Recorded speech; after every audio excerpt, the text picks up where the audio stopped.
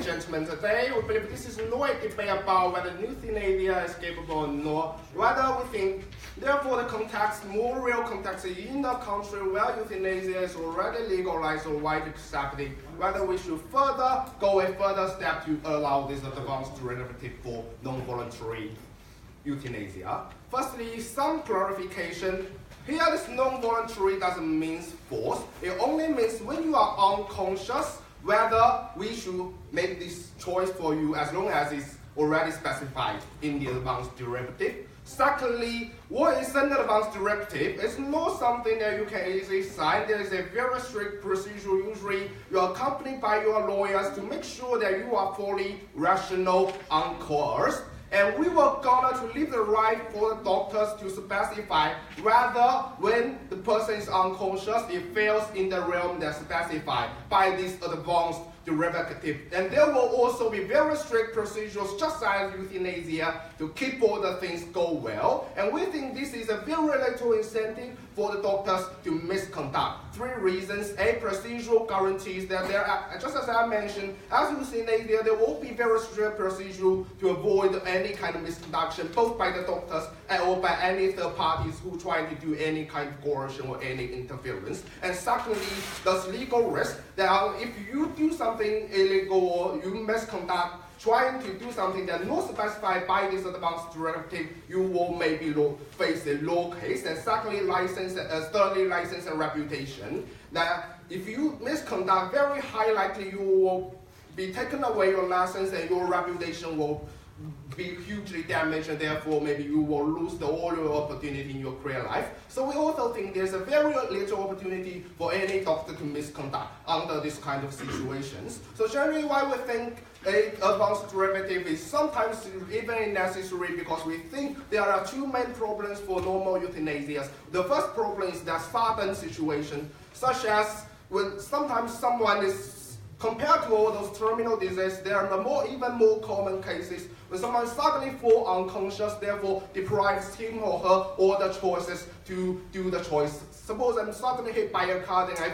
fall vegetative, then we really don't know whether I myself is willing to steal, to be tucked all the pipes and to live without dignity, or rather I will choose euthanasia. And under these kind of situations, we can see that normal euthanasia can help little or even nothing, because this kind of unconsciousness is so sudden that anyone can foreseeably see it. And secondly, there is the anti-euthanasia, they have a huge concern about, even when you are terminally ill, whether you are such painful, you can also make a rational choice. It's true that we really cannot say whether under that situation of normal euthanasia, a person chooses to die, whether out of his own rationality or driven by the impulsion of pain. And we think that this advanced derivative could solve these 2 problems. And first, we think there are a lot of scenarios that people, even when they are not unconscious, they can rationally choose to go to euthanasia. The first problem is that people can see a lot of things, and from the video, TV, that how vegetative or unconsciousness situation will be. And just because when I perceive that, when I am terminally ill, when I am unconscious, and especially when there is little chance for me to recover as specified in this directive, and I don't want to be such.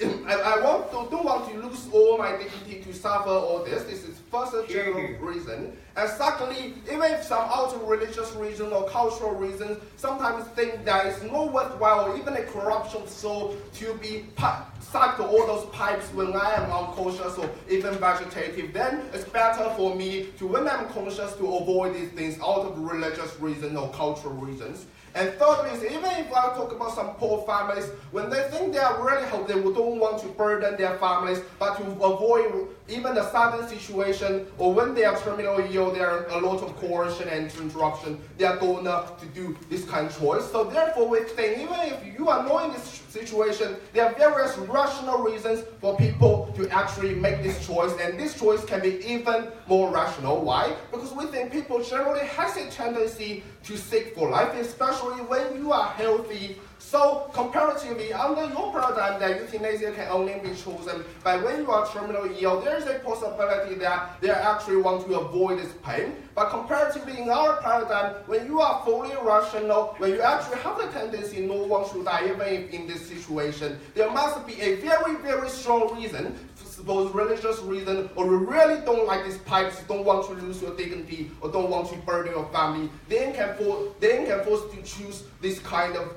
advanced derivative, and there's little interruption, disturbance by the pain and by any irrational reasons. So under this kind of situation, we think this kind of choice can be more rational goal. We are not opposing allowing the advanced directive requesting the voluntary euthanasia in the first place. Your exclusive burden of proof is that why that you need to include the non-voluntary euthanasia in the first place. I have clearly clarified non-voluntary healing doesn't mean force.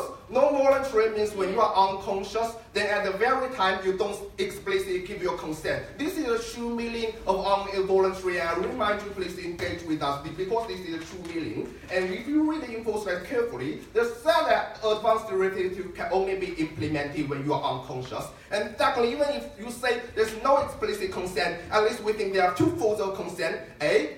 Active consent when you sign this advanced derivative, especially when we consider the fact that you can change your derivative whenever you like as long as you are rational. So we think this is an active consent till the very end that you are unconscious. So the very last minute before you are unconscious, this is also an active consent there. So we really don't see a reason why 1 minute later, when you are unconscious, the consent will lose its effect. We think just because this is an active consent, we can conceive that right before you are unconscious because you don't choose to change it, this should be also regarded as an active consent when you are unconscious. And secondly, this is a Hippocratic consent even when you are unconscious. What we mean by Hippocratic consent? That means suppose in a situation when you are unconscious, suppose you are conscious, what will you choose? And we think following the rational reflection of any person, you will still choose to do it because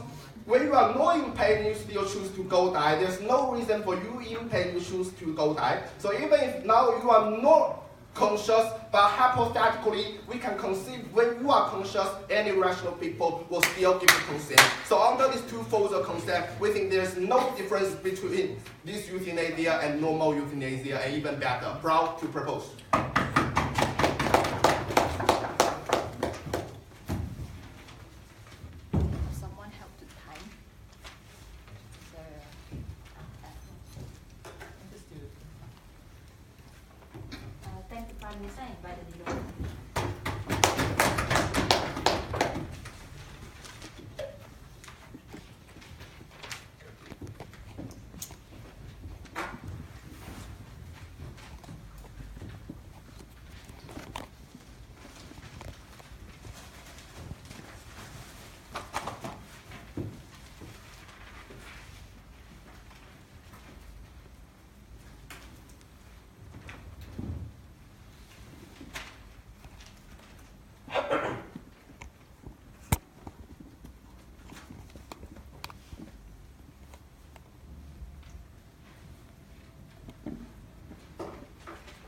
As the motion said, this debate is not about exactly about non-explicit consent, the euthanasia case, like as the opening government said.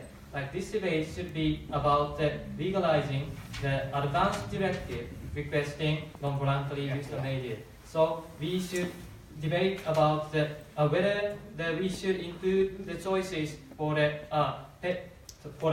terminal patients to mark that we do not choose we do not choose to do euthanasia, yes or not only yes or no, but another choices we do not choose both the yes or no. So such kind of no expression about their view is should be today's debate. So we do the definition challenge to the opening government. The opening government case, like the non-explicit, the explicit, the consent. No, thank you. The euthanasia case, it should be out of debate because this motion is about the legalize the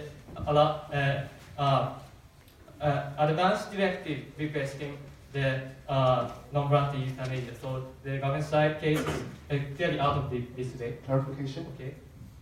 A simple example is today I signed this derivative indicating that whenever I go vegetative, I should do euthanasia. And one day if I'm hit by a car and I really go vegetative, then you implement this derivative. Please engage with us.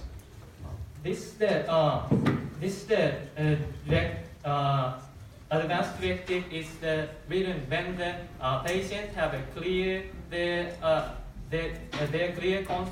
to have a clear conscience and can rationally just about their death. So that kind of situation is clearly different from what the government side trying to say. So it is still the government side case is out of this debate. I like to set today's model. In the status quo, what the patient should. What the patient can do is that they can mark the yes or no only to the non-voluntary euthanasia after they get into the unconscious or the vegetative situation. That is the stage situation. But after taking this order, what they can do is that they can mark another choices. We do not choose both the yes or no. So it is goes to their family's decision or so forth, their relatives or family's decision or so forth. That should be today's case. So we are talking about it. So I like to talk about three things in my speech. The first thing is about why the status quo the patient can prepare for their death. And second point is that why after taking this order they are very responsible, doing the responsible decision, and the burden goes to only the family. And the third point, why the decision about life is so important. And moving on to the first point about the status quo, why the patient can prepare. So now we have only two choices, yes or no to the advance in advance. So we have to take care seriously about their own decision, because we can determine our end of the life when we write the directives. So we should really take care about a lot of things, like what kind of end of our life is best for my life, or even to the family. Such kind of serious consideration is taken when they writing such kind of directive. So because of without the exit, no will to such kind of death, we have to consider seriously. So now we are enough prepared for the death, having the talk with the doctors or their families, enough to prepare what kind of choice should be best. Such consideration is taken by taking the long term. So such a careful decision is resulting in the good death for the patient. But on the other hand, after taking this order, such decision cannot be done, because this is my second point. After taking this order, the terminal patient will be very irresponsible, because they do not have to do any choices, because they can choose that we do not choose the yes or no. The choices just goes to their family. This kind of irresponsible decision can be done by this advanced directive. No, thank you. So in that cases, how the terminal patients behave. They are highly likely to choose such kind of very late on choices, because to think about their death is to some extent hard things, like they have to think about their death, or the family is feeling after their death, or such kind of it is sometimes mentally very harsh thing for the terminal patient. Even the terminal situation, they feel to some extent they depressed. So this kind of choices is sometimes difficult thing for the patient. But so the easy way out, the no expression about their death is a very easy choice for them. So they become irresponsible. Moving on to the third point, why such kind of choice is not good? Because the such kind of patients just to give their choice about their death to the family. So family have severely get the burden about their death. So the family cannot prepare for their death if they do not enough discussion with the patient, because in these cases, in the government study cases, the patient do not consider their death or do not consult with their family. So the family cannot decide reflecting the patient's true view. So the family is just annoying that having trouble with decide to end their loving family. So the mental suffering is clearly hard thing for the family. So it is clearly irresponsible choices, and we should not allow it. Thank you.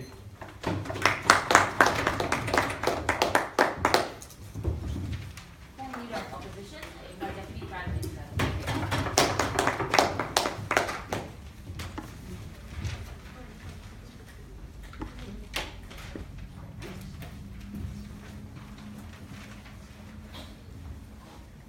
I have a strong fear of aging, Madam Speaker.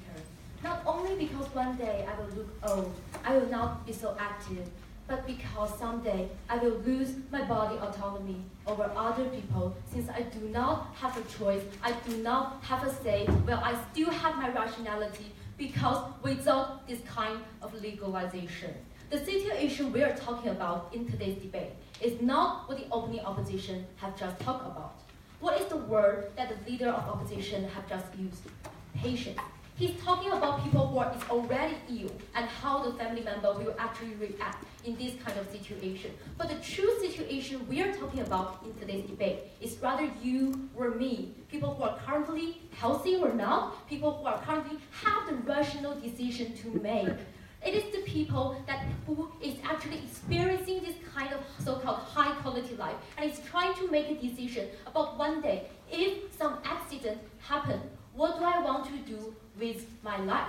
So we don't believe that anything the leader of opposition say can actually stand at the end of the day, since they have the wrong premise, right? And they have been continuously talking about how those family will react, how those emotional bonds will actually be something to stop this person to make the decision. But we believe if you are a person who is making a life or death choice, what you need to consider about is everything, right? Your financial situation, whether your family is capable to provide you to continuously cure your disease, or whether your family member is okay to actually accept the fact that you will be gone one day. So we don't believe that that is something that is exclusively coming from their side of house, and we believe that if, as a person, as an individual, I have decided that I would rather die with my dignity, we should actually respect that person and give him an easy go without actually keep him in this life and suffer anymore. So continuing my case.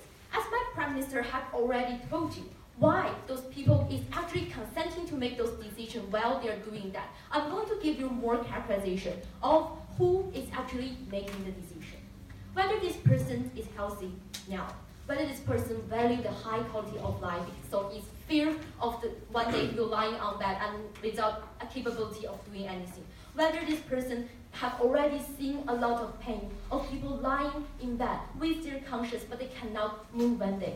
That does not matter. Because the person who have already made this decision have clearly stated with law to say that I want to die if one day I cannot move anymore, and one day I'm actually like a vegetable one day. Okay. If the people say clearly, I want to do this, it's an explicit consent in the first place. It's not a non-voluntary euthanasia in the first place. Sir, please read the motion. It said that if I actually want to die one day when I'm actually in that situation, this motion can actually grant you this kind of right, whether the real situation or the real sickness he's actually suffering, right? And that is the situation we're talking about in today's debate. And continuing my case. Because it doesn't matter the reason why this person wants this procedure or not. Because if I clearly stated this is what I want, I think that we should grant him this kind of right to do so. And why is that? Because this is giving a person's personal choice and giving his life choice over to him. And I'm going to do a very simple comparison to let you see what we're actually going through right now. So let's just suggest that unfortunately some accident that you can never foresee happened to a person. And now he has lost his capability of living his own life. He needed to be taken care of by his family. He needs to lie on the bed without having any kind of so-called quality life. And his family will come to the hospital and visit him in some day. And doctors suggest that maybe you can release him. He is in pain. He can feel things, but he cannot do anything about it. It is your family's decision. So that is what is happening in the status quo. Now you are handing over the choice-making process to their family, but rather than the person themselves, because I'm unconscious, or because I cannot have the capability of saying that thing, or even if we push it into your best-case scenario, that person is in pain. And as my partner have already told you, that kind of euthanasia is not like this kind of advanced direct euthanasia, because that person is in pain. We cannot make sure whether that decision-making is rational or not. But if this person have already stated that he's 20 years old, when he's still healthy, that I want to do this at the end of the day, why shouldn't we grant that? So in the status quo, the family members are making the decision, and sometimes it's really hard for them to do that. It's like the morality is actually fighting together, right? You know that your loved one is suffering in that. There may be a possibility that you can cure him if the technology advances. But every minute he is actually lying in that bed, it is killing you because he's suffering. Because of your love, you are suffering too. But because of the decision is not up to him, it is up to you. So you actually leave this kind of decision to the family member. So it's actually suffering for the patient itself and the family member and everybody who cares about him. But what happens under our side of the house? If a person who can have a clear say about what I want to do with my life, what is going to happen? I think essentially, this kind of thing is just like a will. If one day I die, I will have to, it's very legit for me to see whether I want my money to go to my mom or go to my dad, right? This is like I have a say, I have a control over my own wealth. But why wouldn't I have a control over my body autonomy? Why is that essentially different? Especially when my body autonomy is related to my so-called life quality, and that is something that I can decide whether I want to live or not. So based on this, we don't believe that, principally speaking, it is not okay for anybody to make this kind of decision. So what will happen under our side of the house is that if a person believes that he do not want to live this kind of life, he now has a say at his own life, and he has his own self-control. And let's just say that some person have already made this kind of decision. What will their family member react? So as the leader of a petition have just stated, their family will be devastated because they have already lost a family member, right? But I have just given you the comparison of seeing your loved one lying on bed without doing anything and is actually suffering every minute of their life. I believe that this is also a kind of suffering. But if my family member have already stated to me, I want to live a better life, I do not want to do this, I think that everybody who loves you will actually respect this and actually wish you to have a dignity when you are actually dead. What have we told you, Madam Speaker? We are telling you that this is a consent from a rational person who is trying to have a say at their own life. This is about your own life choice, not about anybody else. We don't think it is legit for the family members to make all the calls while the person itself cannot say anything while he's still rational or healthy. We think that it is up to the person itself to do that, and with doing that, we can actually grant the person the body autonomy and all the things that we can actually grant him in this life to let people dead with dignity without letting him suffer anymore. So based on that, propose. Deputy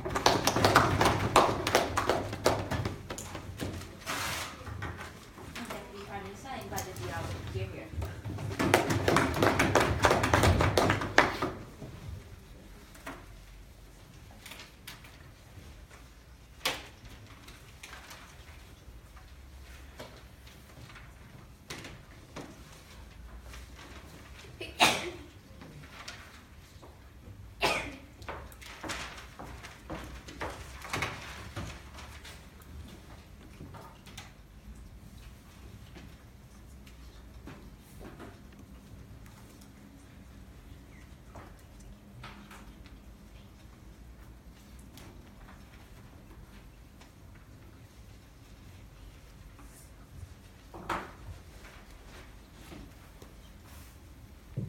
Yes, yes.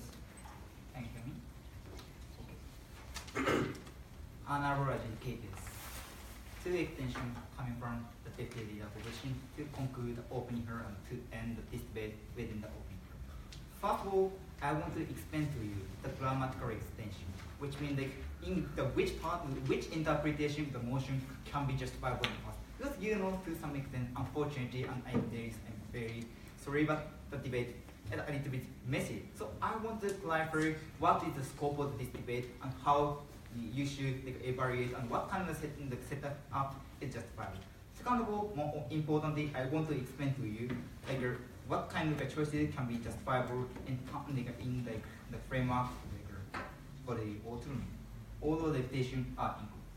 First of all, grammatical extension. First of all, my data proposition clearly talk about that their definition is wrong. Because at the end of the day, they didn't support the non-voluntary euthanasia in the first place. So first of all, I want to examine the meaning of the non-voluntary euthanasia. According to the info slide provided by the brilliant chief adjutant crew, it says non-voluntary euthanasia is not involuntary euthanasia. It merely means that no explicit consent is granted on that occasion. So in order to analyze the non-voluntary euthanasia, we must consider the three things. First of all, what is a voluntary euthanasia? What is a voluntary euthanasia? Which means that it is a consent. I wanna take the euthanasia. This is the voluntary euthanasia in the first place. It's very obvious. First of all, second of all, what is the involuntary euthanasia? It says, I don't want to take the euthanasia. This is the involuntary euthanasia, like a grammatical speaking. The third thing is that non-voluntary euthanasia, which says I cannot make any decision on euthanasia. That's why I wanna ask my family or friend to decide my euthanasia. This is a non-voluntary euthanasia in the first place. Unfortunately, what open government consumed their entire cases is about the voluntary euthanasia.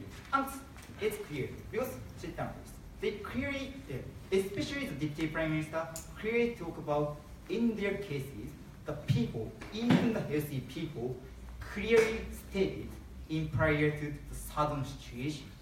If they say like a clear and like a explicit is different thing, what is the clear distinction? I couldn't understand. Sit down please. That's why on that occasion, first of all we think that voluntary euthanasia is that in prior to like a kind of dementia or vegetative state, you make the decision on the euthanasia. Yes, I want to take the euthanasia, or no, I don't want to take the euthanasia. This is what we, the opening opposition, want to protect in the status quo. And it is an exclusive difference between both sides. Because at the end of the day, in our paradigm, even the healthy people or in terminal patients cannot say, I want to ask my family to decide. Sit down, please. That's why on that occasion, I think that unfortunately, open government didn't cover the cases which is required by the chief adjudication court. That's why they should be the defendants. When you are unconscious, definitely you cannot give an explicit consent. So therefore, it's called a non-voluntary, even if you, when you are conscious, give the consent. Advanced derivative mean that in prior to the circumstances, you can make the explicit decision and you can make the explicit consent, which is a distinct. On that occasion, I don't understand why the time frame is such an important thing. So the conclusion in my first explanation is really clear. Grammatically speaking, the open government cases is wrong. It's a very simple thing. Second of all, I want to explain to you why we cannot justify this kind of choices in the first place. As my partner clearly talked about, exclusively after taking these proposals, unfortunately, some of the terminally ill patients or even healthy patients will start to rely on the family to decide whether or not he or she should be taking the euthanasia. On that occasion, the immense, tremendous, the mental suffering will go to the family members. The demand, decide the terminal ill patients. On that occasion, first of all, since they have a long in the history of the affection and the time, it's really difficult for family member to make the decision on their family member's death. Even though I have a good memory with my grandfather, however, I must decide whether or not I should kill him. This kind of severe dilemma will go to the family member after taking this proposal. First of all, on that occasion, it's nearly the torturing for the family member to make the severe decision and dire situation. That's why basically the giving the choice in and with it is totally toxic to the remain beloved family members. Secondly, more importantly, even if the family member can overcome this dilemma and finally they have decided to euthanize their affected family member. On that occasion, after the sit-down, the severe sensible guilty will happen. Because at that occasion, after the euthanasia, the family member must suffer severe sensible guilty, which means that I have killed my grandfather, or grandmother, even mother or father or daughter or son. On that occasion, since they have a strong history of affection or family bond, they must be suffering so much. It's also immense. So in the past, of course, this kind of mental suffering in and of itself is really punishes for the quality of life of the family members. And additionally, in worst case scenario, because of this, the traumatic experience, that this kind of family members might choose even the suicide. That's why we think on that occasion is very harmful. That's why, besides that, given that contextualization, we think other government we shouldn't admit the choices which must harm to the other, especially in this case in the scenario that this kind of choices on the non-voluntary euthanasia is very pernicious for a beloved living family member. That's why on that occasion, other government we shouldn't do that. However, never forget the beauty of our side. We clearly talk about in our side first because of the decent discussion done by a terminally patient or healthy person. They can still make the good decision with consult the doctor and the family member, and finally, even if they have gone away, still family member can feel sustain the good memory for them forever. That's why on that occasion we can completely negate the harm of this dilemma. That's why we think we open opposition win. Thank you.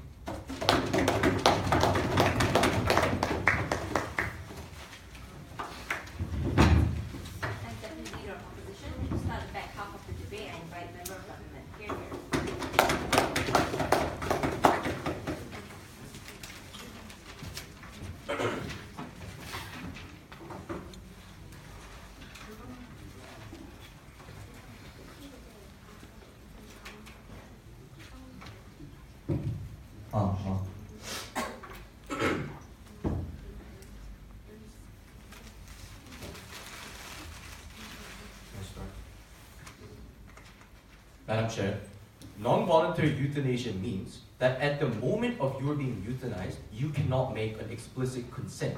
What we're proposing on the government side is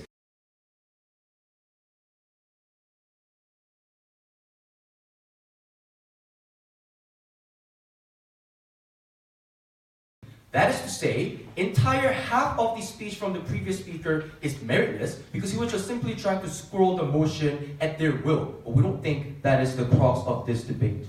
Our extension coming from the closing government explicitly is going to be, one, what is the role of the government and what is the choice? Opening government makes a label of this argument, but they actually fail to talk about why bodily autonomy and rationality in this debate is an important factor. I'm going to prove to you why that's the case.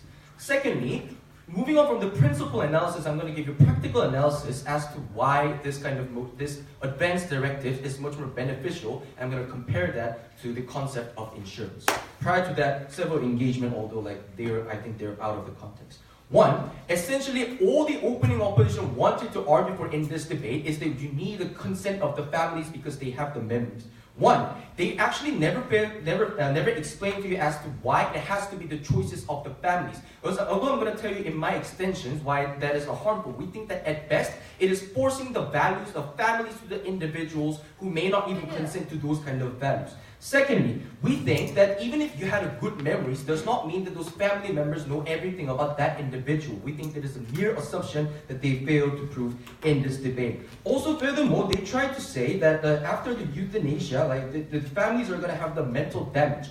Then there becomes a contention within their case. One, if they're going to argue on one hand that family need to make an active choice, but two, if they're going to argue that because of those choices, families are going to have mental damage, we think there is a really blur kind of stance coming from their side, so we're not quite sure what they want to defend at the end of the day. Another weird thing coming from the LO was saying that temporarily ill people are likely to make irrational choices. No, that is not the case. Because even if you're temporarily ill, does not mean that you become instantly irrational. But prior to you become a vegetative state, we're going to allow individuals to make the kind of the life that they want to live, and that's the reason why we're going to impose those kind of actions after, in the cases that they cannot actually make the active choices. That is to say, the unfair burden pushing coming from their side of the house is saying that these people cannot make choices right now. I think perhaps that's what closing is going to say. The reason why that kind of burden pushing is unfair in this debate is because getting the consent of the people who are right now on the verge of euthanasia is also impossible under their side of the house. This debate must be about whether we should respect the kind of choices that people made in the past before they became the vegetative state, and that moves me onto the first part of the extension. What is the role of the state? Prior to that, we need to answer the question of what is a viable choice. One, we say that you need to look at the rationality at that moment when you made the choice. This is precisely the reason as to why the state does not give legal binding powers to the choices that irrational children have made, but rather give proxy choices to the parents because they're comparatively more irrational. The importance of this is that these kind of things do highlight that the state already prioritizes the rationality when it comes to choices at that moment. Another example would be in the cases of courts, whether this kind of testimony was made by a rational individual or not, but also the jury is caring about whether this kind of crime happened in the state, whether this perpetrator was rational or not. We think rationality is already within the principle. Second, why is this precisely important in this motion? One, we believe that we believe that in the status quo, the kind of people on the verge of euthanasia are irrational right now. That is to say, in the case of dementia, they cannot make correct decisions because we believe that choices are one, the compilation of the past experiences, and two, about the circumstances right now. In the case of people like dementia, they forgot about the past values that they adhere to. That is to say, the choices, even under their best case scenario being made on those people, we cannot say that is rational because that is highly likely to be not the kind of values that they supported. But also secondly, in the case of people in the vegetative state, of course they cannot make the choices regarding the current circumstances. That is to say, the only kind of rationality they can adhere to in principally is the kind of choices that made in the past. The similar example would be the kind of will at the moment of death, as the opening government talked about. That is to say, state already thinks that the kind of choices that people made in the past has values and the legal bindings. What is the impact of this argument?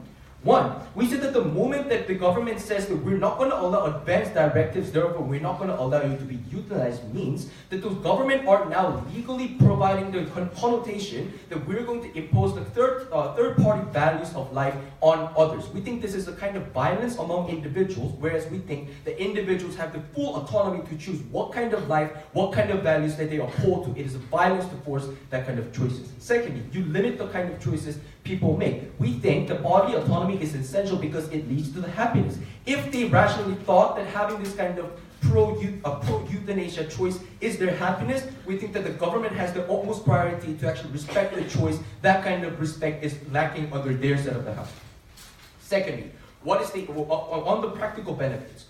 The concept of the insurance is that you're not knowing what will happen in the future, but you still, through the anticipation, you try to minimize or mitigate the damages that can happen in the future. Why is this can be applicable to this case? No, thank you. One, the stakeholders we're talking about right now are the ones, in this case, will be ones who are being suddenly in the vegetative state because of unanticipated car accidents and whatnot. The status quo that they realistically need to defend is that now families need to make more complex calculations and the moral decisions when it comes to euthanizing that patient. That is to say, the problem in those kind of status quo is that kind of question does not have answer and conclusion because you're not asking nor you do not know what kind of values that the individual uphold for. Rather, we say, by making those individuals, when they're rational, to explicitly say that these are the values that I uphold for, therefore you as a family should respect this, we think that the kind of calculation becomes much more easier. The impact of this argument is first, as I told you, it decreases the cost efficiency. That is to say, those kind of moral choices and whether we should sustain the life or not becomes much more fast and quick. But also secondly, it reduces the psychological burden of the families. Because under their best case scenario where families make all the choices, they still need to question themselves whether that choice was something valuable or good for the patient or not. That kind of unanswered question is likely going to give them psychological burden, whereas on other hand, we say that by allowing families to actually have a more easier way to follow the kind of values that this patient wants it, we think that it alleviates the kind of mental burdens which can happen presently under their separate house. Rational choice should be based on the individuals, the past experiences that we told you. This motion also alleviates the mental burdens of the families, also practical burdens. Very proud to propose.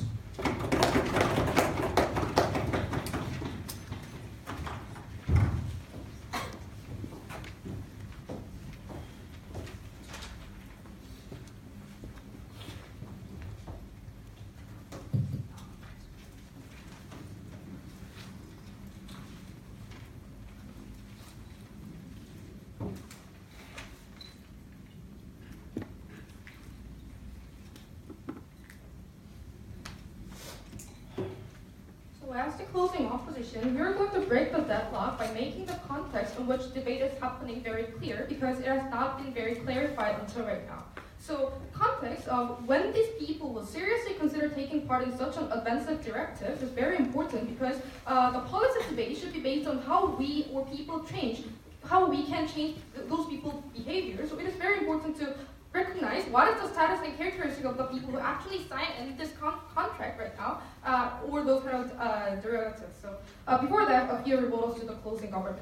So the closing government has said that rationality at that moment, when you make the choice, is very important. But we read that the rationality is based on not only on mental matureness, but also about fully informed status of the patient or whatnot. We believe that although it is difficult to 100% inform us one individual about the future, we believe that in these cases, it is very difficult to predict the future because of those kind of excruciating pain. So we believe that before they feel this kind of pain, it is very difficult for those pain to imagine what kind of pain they will undergo when they actually go to this kind of verge of euthanasia as they characterize. And second rebuttal, they said that on the verge of euthanasia, those people are irrational, but we believe that that is not a matter to be dealt with at this debate, because we are debating on whether the choice directive made in the past still stands even after these people become irrational as they characterize, and or lose consciousness in the past. So we believe that their argument about they just wasted time explaining those kind of things. And also, CJ lastly talked about bodily autonomy. We believe that bodily autonomy stands when the free choice is guaranteed to the individual. I'm going to explain to you why this is not a fully informed concept at the first place, and why this actually goes very against the principle of bodily autonomy and free choice itself. So let's go on to the context. What is really important in this debate? We believe that people in their daily lives, very opposite to what the opening government says, are unlikely to make such decision. But so because we does not imagine death every day in the life. So we just people living in their daily lives, we does not imagine the situation where we become aged, or we become under excruciating pain. So we have to consider those kind of people who actually seriously consider taking part in such an offensive directive would be the people on the verge of dying, the people who feel that death is actually not that far from them. So with those kind of contexts, it should be dealt with at this debate. So I believe that is the reason why opening opposition talked about patients, named the people that we're talking about as patients. So even assuming, not considering opening government and closing government context, so healthy people like you and me actually making this decision prior to pain, we think that actually does not stand, because it is not a true concept. So they just say that they are consenting to the fact that if I get into the situation, but we know that if does not stand, because as I have explained in my rebuttals, the case that those people, even if they are informed of those how those situation of those vegetative people are, before they experience it, it is very difficult and even impossible to know what kind of pain they undergo before they go on to those kind of pain. Because of those things, this is very against the fully informed principle of what a true consent is. So there is a legal principle that if something significantly changes in circumstances, we believe that if those kind of circumstances were unpredictable in before, we believe that if those kind of significant changes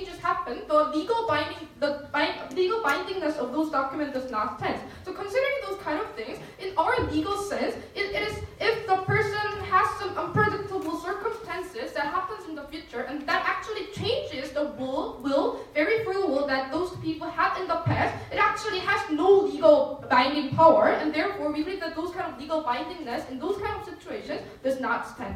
So let's talk about people who are on the verge of dying who feel that death is not actually far from them. We believe that there are two arguments, two extensions that closing opposition will uniquely tell you. Firstly, we believe that this kind of directive actually makes it harder for those kind of patients and the people who are on the verge of death. It's harder to put or invest maximum resources for curing, and that curing that can increase the possibility of being cured by making them people more pessimistic. We believe that all the other teams are very operating on a very deterministic view of the future. So they say that if I get illness or if I get something age, they will naturally lead to death. But we believe that there are some parts of the future that we can change by those kind of cure and curing process. We look that there is a spectrum of illness, so it is not something like when you just got ill, it does not naturally determine yourself to death, but it is more like when you got ill, there is a very significant amount of time that, considering, like, depending on the amount of resources or the amount of financial resources or care that you put in those kind of time, that can actually change whether those kind of people will go to death or not. We believe that this very directive actually makes it very harder to put those kind of maximum resources, because when those people are making those kind of directive, they are considering more and more possibility of death, and they are actually assuming that if they are actually being unconscious, they will go to death. So because of those kind of mental process, we believe that those people will become more pessimistic, and they will just they are more likely, there is a more possibility of them giving up those kind of cureness that can be actually happen and before they die. Yes, sir. Okay. If I already choose to be euthanasia when I'm healthy and painless, when pain and illness comes, it will only become more certain that will choose to die. Okay, firstly, we believe that that is a very minor context, and the people who choose to participate in those kind of directives are not those kind of people, but actually assuming that considering that those kind of people actually exist, we believe that, as we said, it's a free concept and free will people, because even if they can see how vegetative people are in the TVs, it is not a full information before they experience those kind of pain, because they do not know what this pain will give to them and those kind of things. So we believe that is actually goes against the free will concept. And second argument, we believe that the characteristic of legal document is very specific and very important to analyze. We believe that the legal document, making something irreversible, making something binding, means that you have to face the consequence when they do not do what they have promised. When the individual does not die or something like that, but we believe that those kind of principles cannot stand in the first place in those kind of situations because you're unconscious at that time. So the very characteristic of legal document is to make you face the consequences of violating other people's some legal benefit, but in this case, it's only regarding to that person. So we believe that those very characteristic of irreversibility and the legal binding factor actually goes against the very principle of legal sense in itself, considering that those legal benefits are only related to that person itself, and there is no third-party harm that is existing by actually violating or not doing what they have promised in the past. So for this reason, I'm very proud to oppose.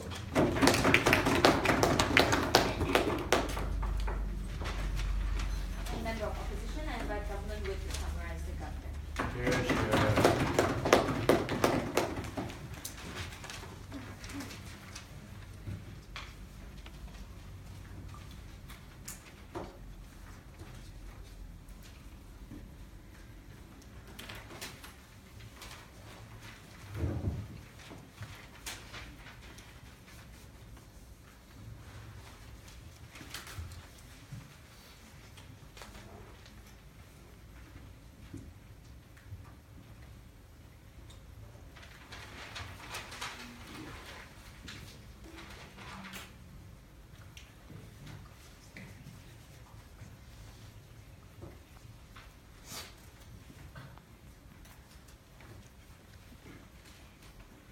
Panels, ladies and gentlemen, Today, in closing government, we recognize that individuals' rational decision in the current state is not necessarily perfect. We do recognize that individuals sometimes make mistakes. We do understand that individuals are not necessarily the perfect actor.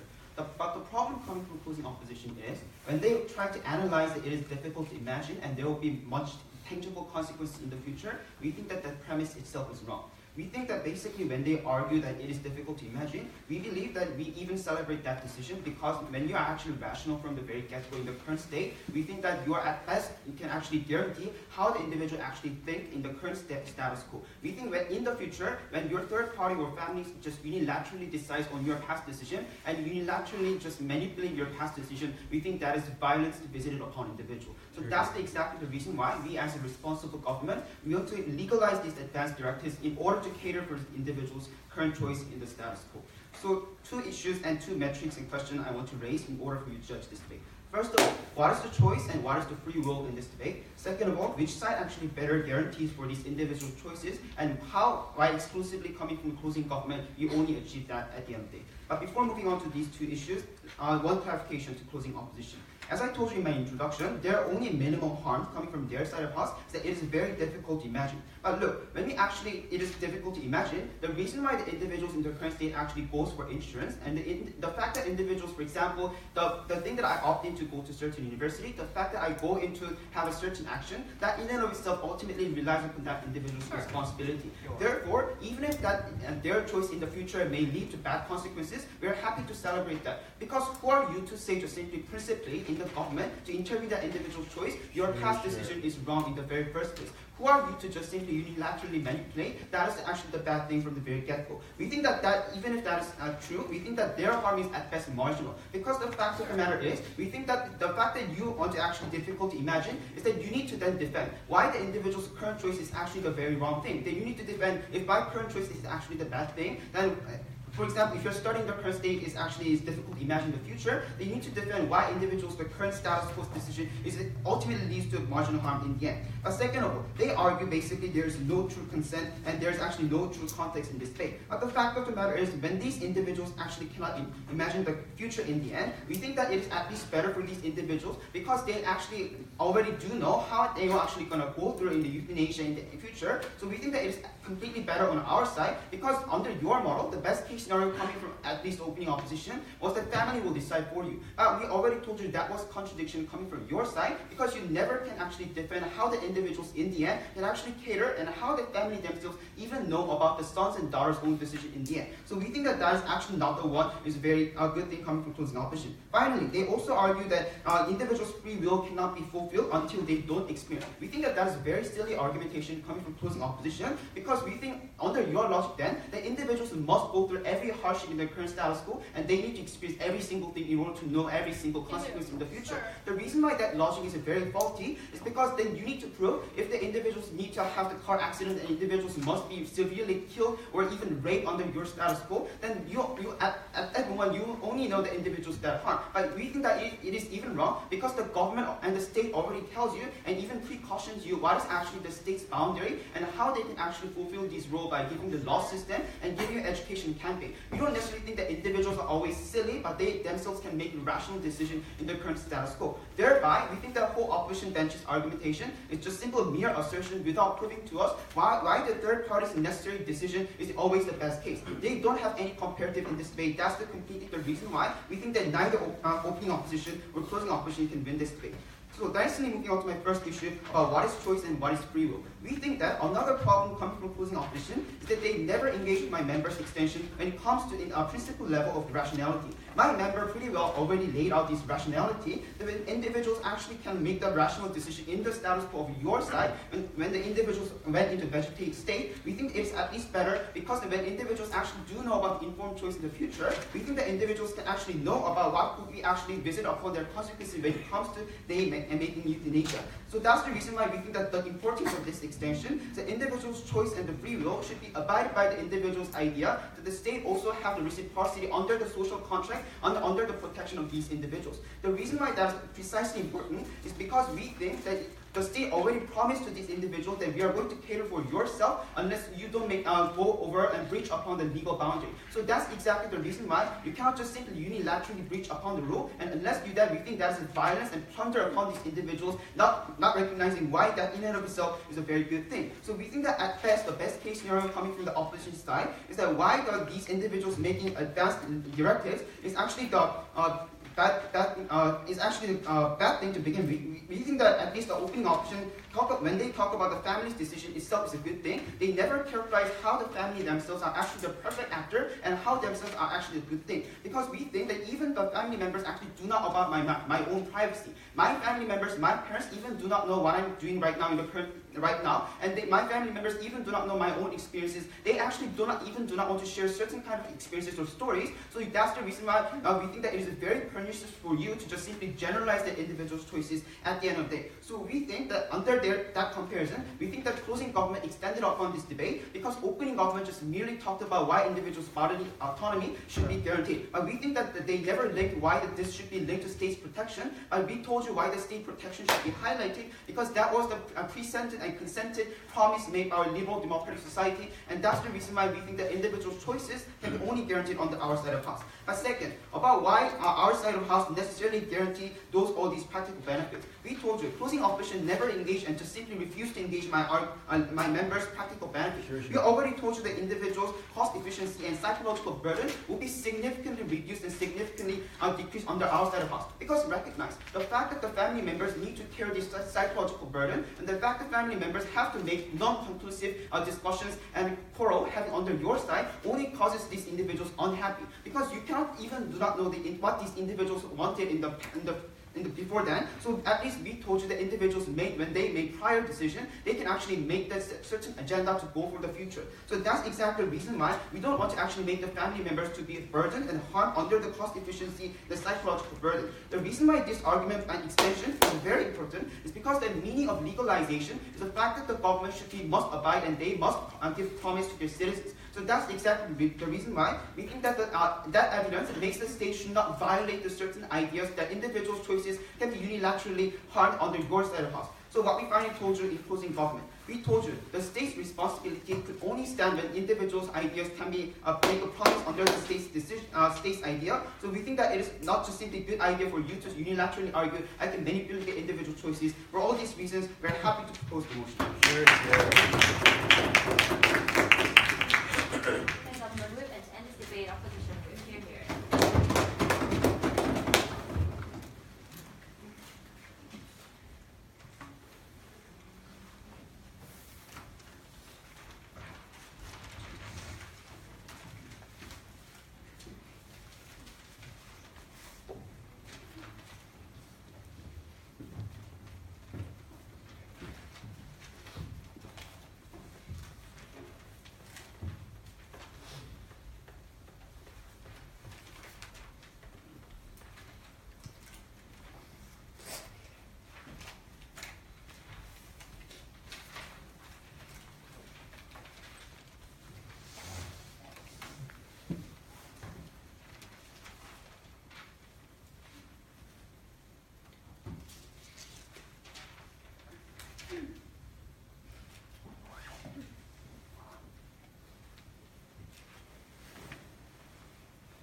Ladies and gentlemen, we're talking about free choice.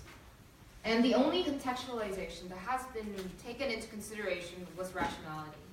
But we want to take into a realistic understanding about what is really free choice. We say that free choice should be understood in the context of informed choice. Why? Because not all humans are rational, ladies and gentlemen. We see that the full extent of rationality cannot be defined in a realistic context, because we can see that humans are not really rational in all spectrums, and we cannot really generalize that ill patients are all irrational and whatsoever. And also, free choice does not necessarily be guaranteed just because people are rational. Free choice is only possible under the context where you are guaranteed the full extent under what kind of circumstances you are actually making these choices, and so that when these kinds of information are all available to you, and only under that context, and only under the context where you are informed, you are able to make a free choice. Ladies and gentlemen, all of the government side contextualization of how dignity is important, how bodily autonomy is important, only stands when that choice over your bodily autonomy, over the dignity of your life, is truly free choice. And if you, and the opposition side tells you how, in the context of one's lifetime, the advanced directives is not really an informed choice to these people. No, thank you, sir. So, ladies and gentlemen, we first tell you how the government side has failed to us to prove us the necessity in today's debate about implementing this policy, ladies and gentlemen, because we're talking in today's debate in a very specific context of not only advanced directives, but also legalizing this in our society. Because the only necessity that they actually mention is that the patients are unilaterally decided their lives by the family. But ladies and gentlemen, we actually say that this is not true. Because there are existing a lot of alternatives in the current situations. For instance, the patients are granted situations such as personally having wills, or having signing donation contracts with organizations who actually promote the donations of organs, ladies and gentlemen, or for instance. In the case, and even if we were to engage in their case of deciding decision made by the family, we don't necessarily think that this is a bad option, because ladies and gentlemen, families are the people who know your perspectives and your values and your priorities to the best extent compared to other people, because they have taken care over you when you were ill and have known you and have taken care of you for a very long time, ladies and gentlemen. And so when these kind of alternatives and the best case scenarios are open to the possibility under the individual's choices, we do not think that this is a very strong necessity, ladies and gentlemen. Further on, we believe that they fail to contextualize the very strong justification of legalizing this in today's context. Because if you want to legalize a policy, there needs to be a very strong justification. Because when you legalize something, it means two things. Firstly, you make it possible, but secondly, it means that there is going to be certain consequences when a person does not actually follow those kinds of contracts. For instance, if you make a contract and you do not actually follow those contracts, the government makes you to pay fines, or in some severe cases, you go to jail for not fulfilling those kinds of obligations, ladies and gentlemen. They only focusing on how the state has the responsibility. They don't focus on how the individuals are going to suffer all these kinds of consequences, even in the cases when they actually want to make free choices on their lives, because they actually change their opinions about what their free choice is going to be, ladies and gentlemen. So they never really contextualize how legalizing is going to grant people free choice. And we, where our first speaker have told to you, in this context, our extension have told to you in this very, only our extension have engaged into this very specific on context. That point, ma'am. No thank you, sir. How legalization is going to be very harmful. On that point? No, thank you, sir. So, to go on, ladies and gentlemen, we first want to tell you about how there is a spectrum of life that a person can choose. On the very point, ma'am. No, thank you, sir. So, the government side, the opening bench and the government side, and the closing government also, they only cherry-picked the cases that they wanted to engage upon. But we want to say that the people who made advanced directives in the early stage of their normal life can actually change their perspectives in the middle stage of their lives, because stages of their lives, ladies and gentlemen, and ill patients who are able to make choices are also could be willing to make choices over those decisions, ladies and gentlemen. However, under their model, because the legal system is going to have binding power and is going to ask for you consequences, even in the cases where you actually want to make actual changes, ladies and gentlemen, these patients are going to be suffering these kinds of legal consequences when it's actually something that does not harm the freedom and the rights of other people, and it's only limited to the spectrum of your life and your autonomy, ladies and gentlemen. We say that this is something very unjust and never can be justified, because we believe that the freedom can only be limited by the state and by the government when it harms other people's life, ladies and gentlemen. We also talked to you, so we have told to you that the necessity is not only strong enough, but we also told to you that it's not justifiable to legalize them to the extent that there are exclusive harms of making this into a policy of legalization, ladies and gentlemen. And we next go to the third question about whether this is the best mechanism, whether the harms outweigh the benefits. And we say that the harms outweigh the benefits because of two reasons. Firstly, about the exclusive benefit coming from the government bench is about how the psychological burden from the family is going to reduce. Ladies and gentlemen, this is only possible under the premise that this actually implies the true will and the true choices of the patients, ladies and gentlemen. But ladies and gentlemen, for instance, considering that the family will always suffer a psychological burden of putting your son onto euthanasia, they want to make it as certain as possible. So considering that there are levels of uncertainty in your life, we try to direct our lives into the direction of certainty. That's why we make choices not only very early stages when we are, for instance, in elementary school about what am I going to do when I want to die, but when we're actually in the later stages of our lives, when we have an actual understanding of what's actually going on in our lives, so that it has a more realistic understanding to the options and gives more information to what's actually going on, ladies and gentlemen. And so only under the circumstance where the levels of uncertainty is reduced, is actually possible that the burden of the family is also going to be reduced. And under their scenario, this is impossible, ladies and gentlemen. And that is why the cost efficiency upon the decision is also not going to be possible, ladies and gentlemen. And this is why the opposition is proud to oppose. Thank you.